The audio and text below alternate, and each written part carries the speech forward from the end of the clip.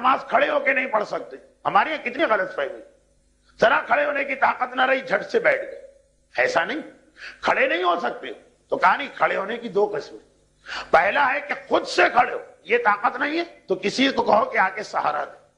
ہم نے کہا کس کے پاس خالی پلی ٹائم ہے کہ مثلا وہ ہماری نمازوں کے لیے سہارا دے. آج تو مومن کہتے ہیں ہم سے اپنی نماز نہیں پڑھی جاتی.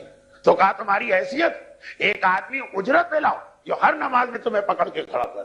اور اگر یہ ممکن ہے تمہارے لیے تو تم پر واجب ہے کہ اس طرح سے نماز پڑھو, بیٹھ نہیں سکتے.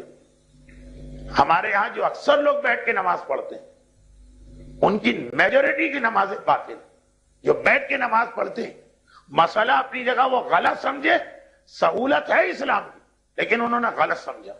مثلا ایک ہی مسئلہ کہ بیٹھ کے نماز پڑھنے اگر تکبیرۃ الاحرام کھڑے ہو کے دی جا سکتی تو کم از کم وہ کھڑے ہو کے دو, بعد میں بیٹھ جاؤ.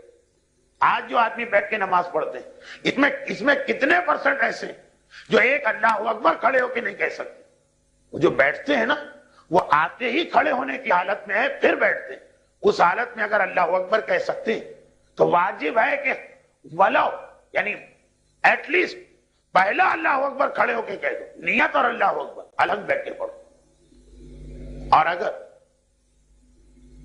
اللہ اکبر بیٹھ کے کہا تو تکبیر کا قیام غیر رکنی آپ نے چھوڑ دیا, اور غیر رکنی قیام بھولے سے ہو تو معاف, لا علمی کی وجہ سے ہو تو اکثر علماء کے نزدیک معاف نہیں. اور تو ابھی اس میں بہت شقیں نکلیں.